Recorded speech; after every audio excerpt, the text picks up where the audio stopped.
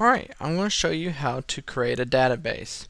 Now you will need a database to install WordPress. So this is the first step that you need to make before you can install WordPress. The second step will be actually installing WordPress.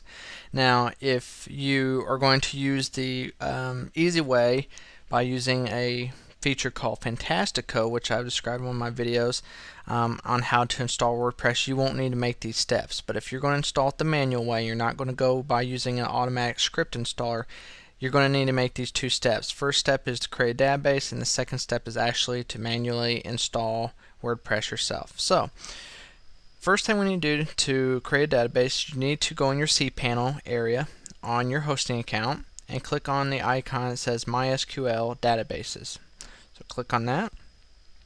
First thing we need to do is create a new database. So we need to give our database a name, something that we can separate from the other databases. So if you're having to make a change, this basically indicates which database you're working with. So I'm going to name this database, since this is an example, I'm just going to name this database test.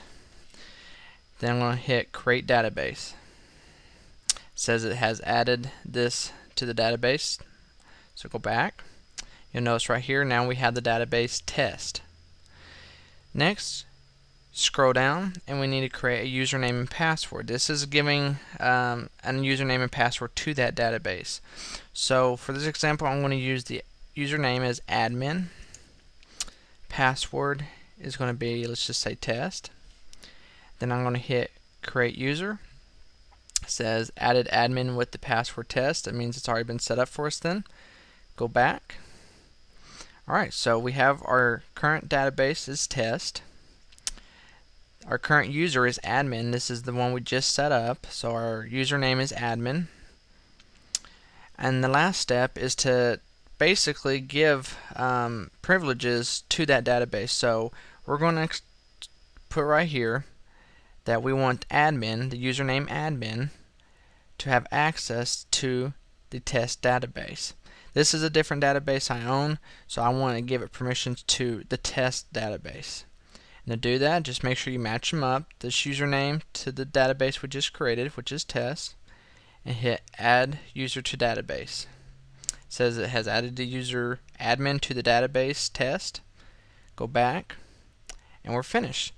Let me show you where this is at. This right here is the database. This is something you definitely going to need to write down for the first step. Your username, you will want to write down exactly what you will see on yours. Yours is going to be different than mine, but you'll notice that it's basically my name underscore test is the database. Then our username is going to be this right here. So you'll want to write these two things down, and also write down the password you gave it. So make sure you write these two down, and then when you go to the next step, you'll see why.